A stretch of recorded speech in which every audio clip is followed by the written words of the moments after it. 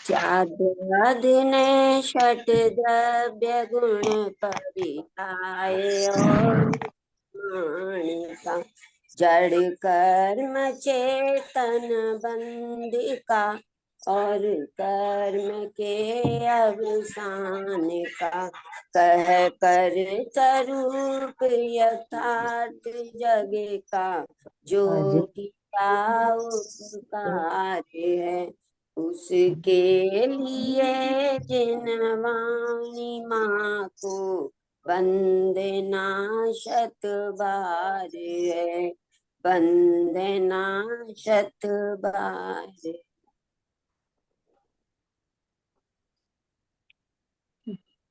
मुग्धा जी।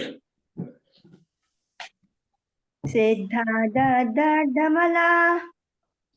विशुद्ध बुद्धि अलध संवत्था त्रिभुवन शिरसे हरया वसियन्तु भंडारया संवे त्रिभुवन भवन पसरिया पचखव बोह किरण परिवे पियो वि अनाथवनो अरहंत दिवायरो जयमु तिरयण खगणिहाये नुत्तारिय मोह सैन्य सिर निवहो आयरिय राम पसियं परिबालिय भविय जियलो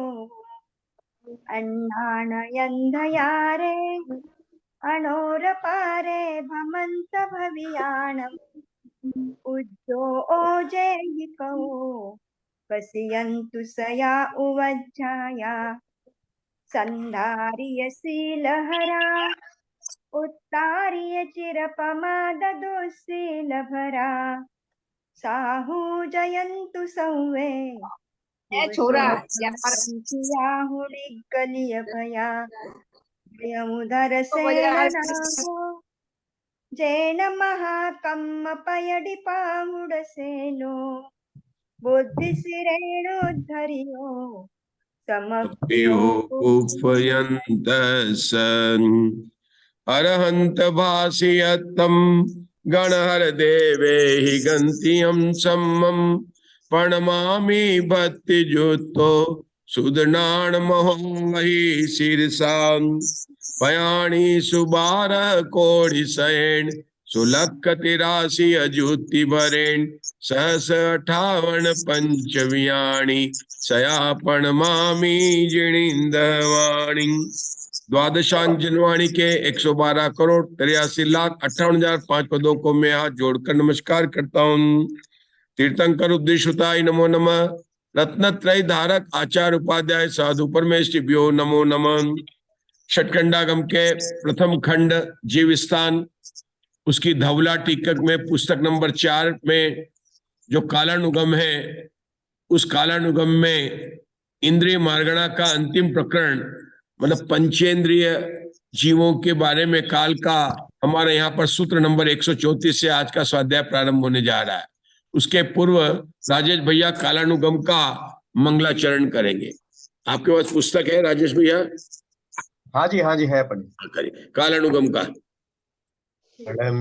उड़े लाइरिये त्रिभुवन भवन मंगल पैवे कलि कलु सपुसग क्षण घोषणे सुत्तम फोतासियम बोक्षम। अब अपन कालानुगम का करेंगे। अपन ने स्पर्शन का किया, नीचे लिखा हो तो कोई सामने लिखा कम कलंकुत्तीर्णम विबुद्ध सौवत्तमुत्तवत्तमणम नमिऊण उससेणम काल नियोग भणिसाम। कालानुयोगम के जो धवला टीका में आचार्य वीरसेन ने सभी गंधर्व देवों को नमस्कार किया। हमें वास्तव में उपदेश गंधर्व भगवंतों से ही मिला। उपदेश तो भगवान महावीर का और तीर्थंकरों का है, लेकिन उनको हमें उपदेश देने वाले तो गंधर्व भगवान हैं। हम उन्हीं को हाथ जोड़कर प्रणाम कर कर आज की स्वाध्याय को प्रारंभ करते हैं। हम सूत्र नंबर 134 से आज की स्वाध्याय को प्रारंभ करने जा रहे हैं। राजेश भैया आपका जो सूत्र नंबर 134 से पढ़ना आपको पंचेंद्र की मार्गणा चल। हाँ पढ़िए। मैं निकाल लो पढ़। पानी पकड़ो। हाँ जी 134 है ना जी। हाँ, पंचेंद्रिय पंचेंद्रिय पद्धतेषु पंचेन्द्रिय पद्धतेषु मिच्छादिट्ठि केवचिरम कालादो होती प्राणाजीवम पड़ुच्च संबद्धा सुगम हिंदी में, एवं सुत्तम। हिंदी में अर्थ। हाँ जी हिंदी में।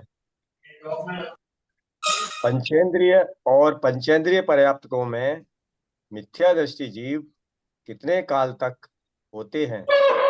नाना जीवों की अपेक्षा सर्व काल होते हैं। यह सूत्र सुगम है। म्यूट कर लीजिए सब। कुसुम जी का भी डिस्टर्बेंस आ रहा है, उषा जी का भी। हाँ जी आगे पढ़ो। हाँ, सूत्र नंबर 134 135 बताओ। एक जीवम पड़ुच्च जहाणेन अंतो मुहूर्तम। एक जीव की अपेक्षा उक्त जीवों का जगन्य अंतर्मुहूर्त प्रमाण है। इस सूत्र का अर्थ जैसा काल प्ररूपणा के मूलोग में नित्यात्व के जगन्य काल की प्ररूपणा करने वाले सूत्र में कहा है, वैसा ही यहाँ कहना चाहिए। हमारी मार्गणा चल रही है पंचेंद्रिय और पंचेंद्रिय पर्याप्त। तो इसमें किससे जोड़ा है ममता जी दोषी? अपन ने अपर्याप्त को जोड़ा। अपर्याप्त कौन है? जिनके के अपर्याप्त नाम कर्म का उदय और लब्धि अपर्याप्त जीव को लिया। जो निवृत्ति अपर्याप्त है वो जीव तो पर्याप्त में ही आ गए। तो अगर पंचेंद्रिय के अपन भेद करें तो पंचेंद्रिय, पंचेंद्रिय पर्याप्त और पंचेंद्रिय लब्ध अपर्याप्त, ये 3 भेद हुए। अभी यहाँ पर जो बात चल रहे हैं पंचेंद्रिय और पंचेंद्रिय पर्याप्त को लेकर बात चल रही है। अब पंचेंद्रिय जीव कौन होते हैं राजेश भैया? हमें पता है कि नरक गति में सारे जीव नारकी पंचेंद्रिय है, एक बात। देव गति में सारे देव, चाहे वो भवनवासी हो, चाहे व्यंतर हो, चाहे ज्योतिषी हो, चाहे वैमानिक हो, मतलब सभी देव पंचेंद्रिय होते हैं। मनुष्य में क्या कहेंगे नीता जी? वे भी पंचेंद्रिय होते हैं। हम मनुष्य को तो पंचेंद्रिय होते हैं, कोई भी हो। 3 गति के जीव तो केवल पंचेंद्रिय होते हैं, उनकी बात यहाँ पर आ गई। लेकिन तिरंज गति में एकेंद्रिय से लेकर पंचेंद्रिय होते हैं। तो यहाँ पर किसकी बात है? कि पंचेंद्रिय तिरंज पंचेंद्रिय की बात है। लेकिन तिरंज लब्धि अपर्याप्त की न तो यहाँ पर मनुष्यों की बात है और न यहाँ पर लब्धि अपर्याप्त तिरंजों की बात है। फिर से, देव और नारकी में लब्धि अपर्याप्त जीव नहीं होते हैं। लब्धि अपर्याप्त जीव केवल कहां पर होते हैं राजेश भैया? मनुष्य गति में और तिरंज गति में। लब्धि अपर्याप्त की मार्गणा अलग है। यहाँ पर जो मार्गणा चल रही है पंचेंद्रिय और पंचेंद्रिय पर्याप्त। तो इसमें किसको लिया? तिरंजों में पंचेंद्रिय को लिया और पंचेंद्रिय में भी लब्धि अपर्याप्त को छोड़ा। मनुष्यों को लिया और मनुष्यों में भी अपर्याप्त जीवों को छोड़ा। सभी देवों को लिया और सभी नारकी को लिया। उसका ये सूत्र नंबर 134 और 135 चल रहा था।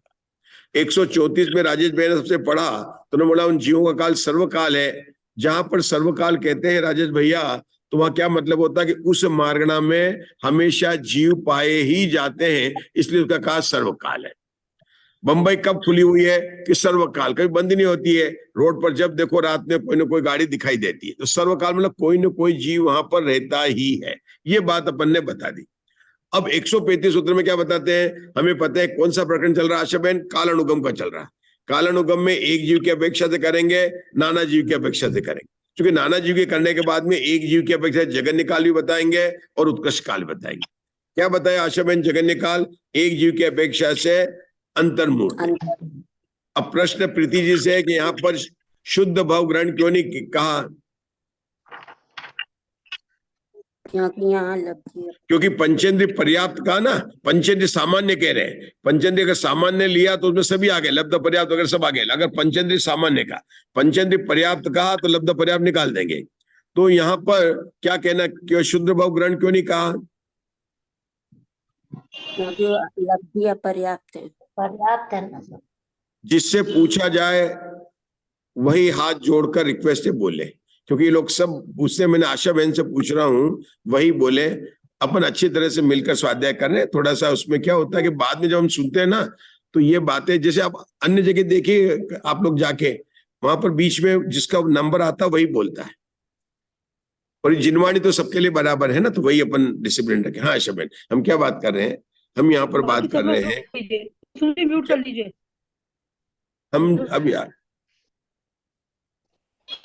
ये बात कर रहे हैं कि पंचेंद्रियों की जो बात बता रहे हैं ना, जगन्य काल एक जीव की, वो उन्होंने अंतर्मूर्त कहा है ना।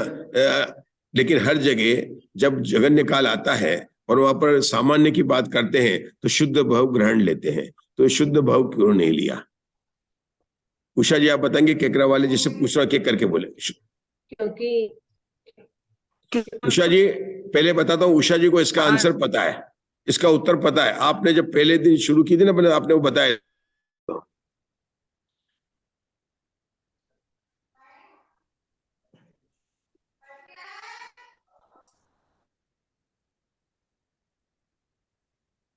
हाँ मैं आ चुका हूँ, थोड़ा नेट स्लो है, 1 मिनट में मैं उसको बदल रहा हूँ। हॉटस्पॉट करना, हॉटस्पॉट हो गया, ये ऑन हो गया, इसको जाके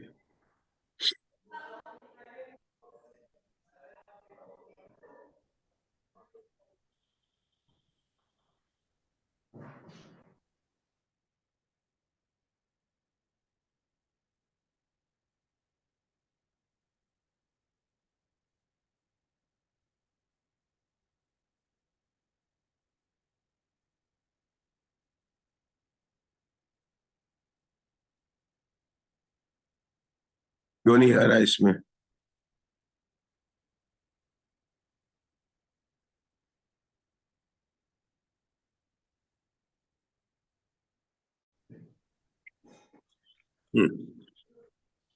अभी नेटवर्क चेंज कर दिया, फिर से अपन कर रहे हैं। हाँ, तो पंचेंद्र जीव का यहाँ पर क्या बात चल रही थी कि जगन्य काल बता रहे हैं, पंचेंद्र सामान्य लिया है, फिर भी उन्होंने शुद्ध भाव ग्रहण नहीं लिया, अंतर्मुट लिया है। तो उन्होंने कारण भी नीचे दिया है कि यहाँ पर अन्य मार्गणा से जो आया हुआ जीव है, मतलब जिसने पहले एक बार सम्यक दर्शन प्राप्त कर लिया है और वापिस मिथ्यात्व में आया है, तो वह काल शुद्ध भाव ग्रहण से भी कम होता है। ये बात उषा जी केकरा आपको याद थी पहले, अभी थोड़ा स्मरण नहीं हुआ, लेकिन आपको ये बराबर याद है कि पंचेंद्र में हम किसको लेते हैं कि पंचेंद्र जी में जो है, जो पहले सम्यक दर्शन प्राप्त कर चुके हैं और मिथ्यात्व में, मैंने चौथे गुणस्थान से पहले गुणस्थान, पहले गुणस्थान चौथे गुणस्थान जाते हैं, तो वह काल शुद्ध भाव ग्रहण के काल से भी छोटा होता है।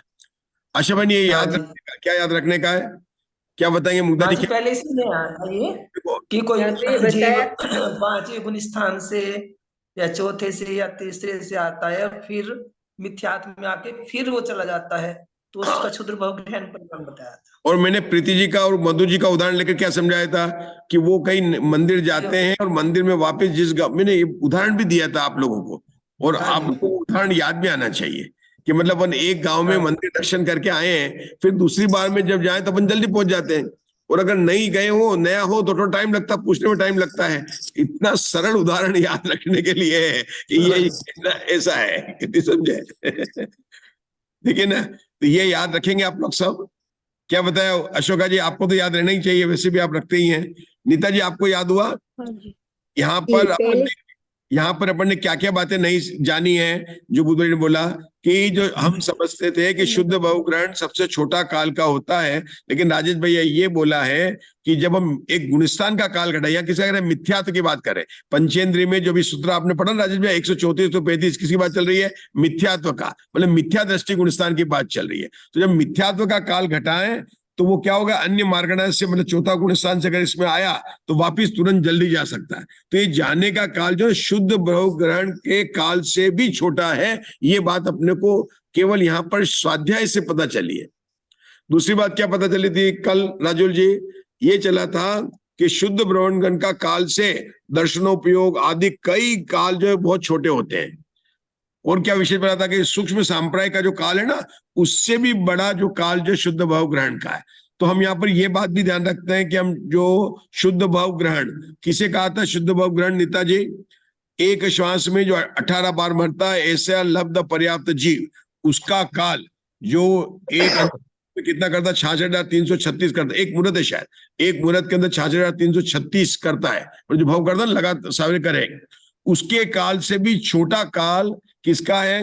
मिथ्यात्व में रहने का काल है। बस ये बात अपन ने यहाँ पर जानी थी। हम आगे बढ़ेंगे, यही बात पढ़ो आगे, राजेश में पढ़ो आगे। हाँ, उन जीवों के लिए है जो ऊपर के गुण स्थानों से मिथ्यात्व में आके और वापस चले जाते हैं। हाँ बराबर। चलो अब राजेश भैया पढ़ रहे हैं, पढ़ने दीजिए। हाँ आ गया। मैं 136 पढ़ रहा हूँ। जी।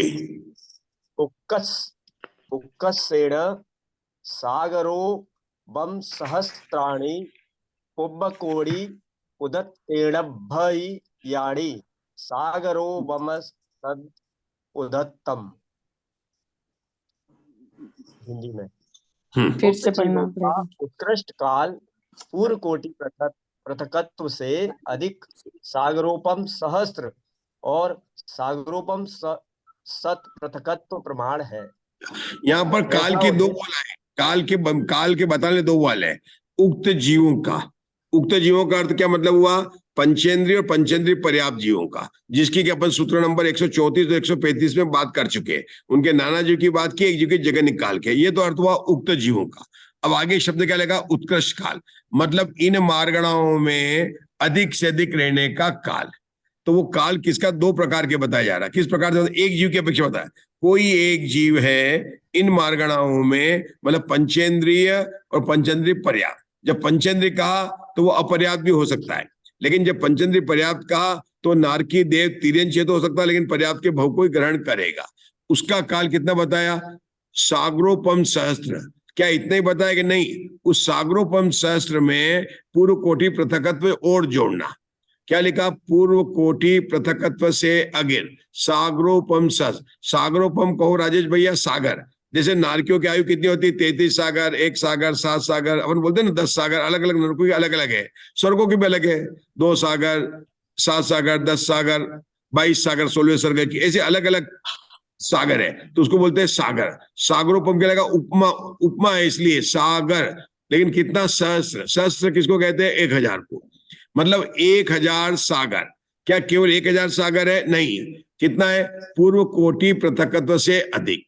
तो क्या हुआ?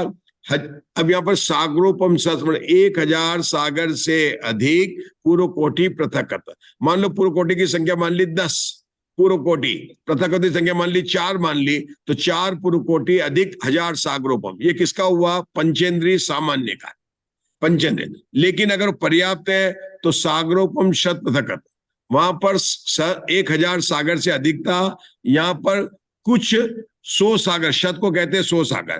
पृथकत्व का मतलब भी यहाँ पर मान लिया अपन ने 900 मान लिया, तो 9 मान लिया तो 900 सागर हो गया। अगर 1000 मान लेंगे तो सहस्त्र सागर हो जाएगा, लेकिन उससे कुछ कम है तो कितना है? सागरोपम शत पृथकत्व। फिर से बताता हूं, अगर अपन ने कहा 1000 सागर, 1000 सागर से कम किया तो कितना कहेंगे? 900 सागर, क्योंकि 1000 से कम करना तो 900, 700, 800 कुछ भी कह सकते हैं। तो अधिक से कितने ले लिया अपन ने? 900 सागर ले लिया। ये 900 किसका बन लिया? हमने पृथकत्व का जो प्रमाण था वो 9 माना, शत का मतलब 100 हुआ, 100 में 9 का गुणा किया तो 900 हो गया, और सागर हो गया, तो 900 सागर। तो यहाँ पर 2 बोल बताए। अब मैं पढ़ रहा हूं आगे। जैसा उद्देश्य होता है ऐसा निर्देश होता है। इस न्याय से सामान्य पंचेंद्रिय जीवों का उत्कृष्ट काल पूर्व कोटि पृथकत्व से सागरोपम सहस्त्र। क्या बता रहे उद्देश्य? कि हमने यहाँ मार्गणा में कहा था, तो पहले किसकी मार्गणा थी? पंचेंद्रिय थी। तो आचार्य कहते हैं पहले सामान्य पंचेंद्रियों का ये काल है, और पंचेंद्रिय पर्याप्त का दूसरा जो है काल है सागर शत पृथकत्व में। अब इन दोनों का उदाहरण कहते हैं। कोई एक जीव एकेंद्रिय या विकलेंद्रिय से आकर, कोई जीव पंचेंद्रिय पंचेंद्रिय पर्याप्त में उत्पन्न होकर। सब लोग ध्यान से सुनिए, हम अभी तक शब्द प्रयोग कर रहे थे विवक्षित मार्गणा और अविवक्षित मार्गणा। विवक्षित मार्गणा में जिस मार्गणा की बात चल रही है, यहाँ पर कौन सी मार्गणा की बात चल रही है? पंचेंद्रिय और पंचेंद्रिय पर्याप्त की बात चल रही है, वो तो हो गई विवक्षित मार्गणा। अविवक्षित मार्गणा अर्थात जिन मार्गणाओं की यहाँ पर बात नहीं चल रही है, कौन मतलब जो विवक्षित नहीं है, कौन सी है? वो जीव एकेंद्रिय हो सकता है, विकलेंद्रिय हो सकता है, या पंचेंद्रिय और पंचेंद्रिय पर्याप्तों में, मतलब विकलेंद्रिय या एकेंद्रिय। इन मार्गणाओं से छोड़कर वहां से आकर कोई जीव पंचेंद्रिय में हुआ और पंचेंद्रिय पर्याप्तक में उत्पन्न हुआ। अंतर लेखना की जब हम पंचेंद्रिय पर्याप्त की बात कर रहे हैं तो पंचेंद्रिय अपर्याप्त में से भी उत्पन्न होकर आ सकता है, क्योंकि हमारी मार्गणा पंचेंद्रिय पर्याप्त की है। लेकिन जब पंचेंद्रिय में ले रहे हैं तो वहां पर एकेंद्रिय, 2 इंद्रिय, 3 इंद्रिय, 4 इंद्रिय से ही आकर जीव उत्पन्न होता है। और अधिक से अधिक रहे तो कितना काल रहे? तो वहां बोला था 1000 सागर से अधिक। कितना कोटि? क्या हमने बोला था? पूर्व कोटि पृथकत्व से अधिक। यहाँ पर एक ही सागरोपम सहस्त्र के अंतर्गत, अब उन्होंने बोला सागरोपम सहस्त्र के अंदर बहुत समय लंबा काल है, इसलिए उन्होंने बहुवचन नहीं बनाकर सागरोपम सहस्त्र ऐसा सूत्र बहुवचन के लिए कह दिया गया है।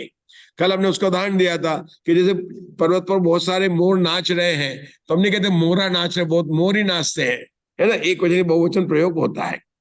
इस तरह से हमारे यहाँ पर पंचेंद्रिय और पंचेंद्रिय पर्याप्त की मिथ्या दृष्टि की काल प्रवर्तना समाप्त हुई। अब हम आगे विषय को बढ़ाने जा रहे हैं, और इस विषय को आगे बढ़ाने के लिए कौन करेगा? सूत्र नंबर 137 का स्वाध्याय करना है। मधु जी ग्वालियर कर लें। एक छोटा सा क्लेरिफिकेशन चाहिए था। हाँ पूछिए राजेश भैया। तो आपने बताया दो इंद्रिय से लेके विकलत्र एकेंद्रिय दो इंद्रिय से लेकर जीव आया पंचेंद्रिय पर्याप्त तक में, आपने बता दिया ये जो उत्कृष्ट आयु है वो सागरोपम शत पृथकत्व है, मतलब 100 पृथकत्व को आपने 9 का एग्जाम्पल 9 का उदाहरण देके 900 सागर तक का बताया। तो ये मतलब एक बार की तो नहीं हो सकती ना?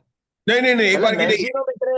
हाँ, एक बार की नहीं है, कई बार आएगा पंचेंद्रिय पर्याप्त तक बनेगा, टोटल मिला के 900 सागर तक ही रहेगा। राजेश में सही समझ रहे हैं, इसे थोड़ा देखना कि थोड़ा सा हम कर रहे हैं, वो कोई बात नहीं, आपका समझने में बहुत स्पष्टीकरण है। मैंने एक पंचेंद्रिय का लिया, वो देव का हो सकता है, फिर मरकर मनुष्य हुआ फिर भी पंचेंद्रिय, मरकर तिरंज हुआ फिर भी है, तिरंज मरकर फिर देव हो गया तो फिर भी पंचेंद्रिय, मतलब उसका पंचेंद्रिय भरे हो रहा। जब हम सामान्य पंचेंद्रिय लगातार अभी वो एकेंद्रीय विकल्प में नहीं जाना चाहिए। अगर वो एकेंद्रीय विकल्प में चला गया तो उसकी मार्गणा भंग हो जाएगी। हमारी मार्गणा क्या? पंचेंद्रिय मार्गणा है। तो हमको क्या विचार क्या करना है कि पंचेंद्रिय में जीव आया, तो पंचेंद्रिय जीव कौन आया कि जो उस मार्गणा में नहीं है, नहीं तो उसको हम कैसे कहेंगे कि वो था एकेंद्रिय था, 2 इंद्रिय 4 इंद्रिय था। अब वह मरकर पंचेंद्रिय में आया तो उसकी पंचेंद्रिय मार्गणा शुरू हो गई। अब वह जब वापस पंचेंद्रिय मार्गणा को छोड़कर अन्य मार्गणा में नहीं चला जाए तो पंचेंद्रिय मार्गणा में क्या है? अगर सामान्य से ले तो देव हुआ, मनुष्य हुआ, तिरंज हुआ, देव हुआ, देव से देव, फिर तिरंज हुआ, तिरंज फिर तिरंज हुआ, लेकिन पंचेंद्रिय के अवधारण करेगा। ऐसा नहीं कि तिरंज हो तो एकेंद्रिय हो जाएगा, वो तिरंज गति में आ सकता है लेकिन पंचेंद्रिय रहा। मनुष्य तो पंचेंद्रिय होते ही है ना, देव नार की जो भी रूल है गने का, देव मरकर देव नहीं होता, देव मरकर मनुष्य तो होता है ना, पंचेंद्रिय तो रह सकता है। तो ऐसे लगातार पंचेंद्रिय के अवधारण तो कितने कर सकते हैं उसके रहने का काल पर्याप्त में लिया। मतलब पंडित जी, इसका मतलब 2000 सागर के लिए जीव जैसे निकलता है, अगर उसको सम्यक नहीं हुआ वापस जा रहा है तो 2000 में से मैक्सिमम 900 सागर तक ये इस तरह से पंचेंद्रिय पर्याप्त में रह सकता है। हाँ, लेकिन ऐसा नहीं कि उसका पंचेंद्रिय पर्याप्त में रह सकता होता है, मतलब पंचेंद्रिय पर्याप्त के लगातार भाव जो है वो उतने होंगे। 900 सागर अपन ने बोला तो वही होगा। ठीक है, अगर पृथकत्व का प्रमाण सागर और पूर्व कोटि पृथक तो ये भी पढ़ा है, और फिर बाद में 900 सागर बताया आपने। क्या पूछ रहे लगेगा ना पंडित जी? पूर्व कोटि पृथक, पूर्व कोटि का भी बताया आपने कि 4 अधिक भी हो सकता है पूर्व कोटि का, और सागरोपम सहस्त्र 1000 सागर एक बार आया और 900 सागर बाद में लिया। तो यहाँ पर 2000 यहाँ पर 2 मार्ग एक साथ आएगा। हाँ, प्रश्न था उषा जी का। यहाँ पर 2 मार्गना एक साथ चल रही है, एक है पंचेंद्रिय सामान्य की मार्गना। तो पहला बोलते ना पंचेंद्रिय सामान्य की मार्गना बता रहे हैं, तो उसमें तो 1000 सागर से अधिक, और उसमें प्रमाण बता दिया, पूर्व कोटि पृथकत्व बता दिया। दूसरी जो मार्गना चल रही पंचेंद्रिय पर्याप्त, उसमें 1000 सागर नहीं है, उसमें अधिक से अधिक 900 सागर है। बस इतना अपने को ध्यान रखने का, यही यहाँ पर इतनी बात बताई। ठीक है ना, अब हम पढ़ेंगे, जिसको भी पढ़ना बाकी सब म्यूट रखे हैं तो स्पष्ट रहेगा। चलिए अब हाँ पढ़िए मधु जी।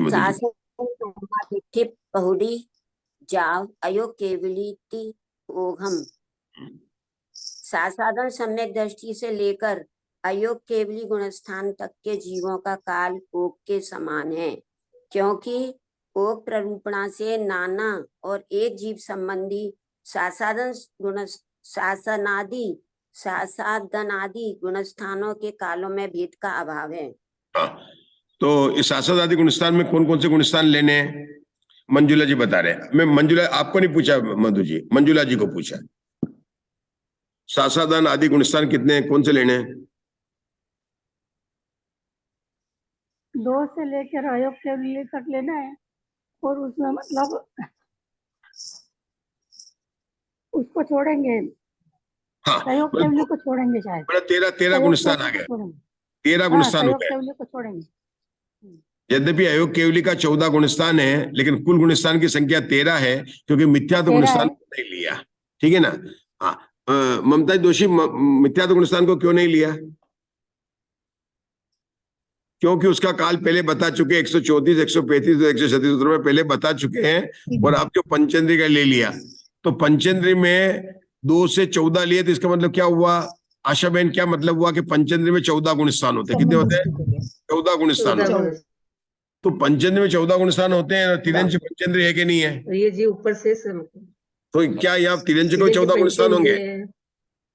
ना 5 ही नहीं, पूछा आशा बहन से जा रहा है, आप बीच में बोल रहे हैं। मनुष्य व्यक्ति के पाप लग रहा है, क्योंकि बाद में सुनते हैं उसमें डिस्टरबेंस आता है। आप लोगों से नम्र निवेदन है, देखिए वो म्यूट में उसने बोल दिया है। हाँ, ऐसा है। 5 ही गुणस्थान होते हैं। हाँ हाँ, तो इसलिए हम तिरंचु में नहीं 14 गुणस्थान है, मनुष्यों में ही लेंगे, क्योंकि मनुष्य पंचेंद्रिय है और हमारी मार्गणा मनुष्य की चल रही है, इसलिए उन्होंने ये बात कही यहाँ पर, ये ध्यान रखने का। ठीक है ना? चलिए, हाँ, अब अपना ये बात हो गया। अब मधु जी रुक जाएंगे, और आपका समय भी पूरा हो गया है। अब मैं लॉग आउट करके फिर से लॉग इन करूंगा। बोलो भगवान महावीर की जय।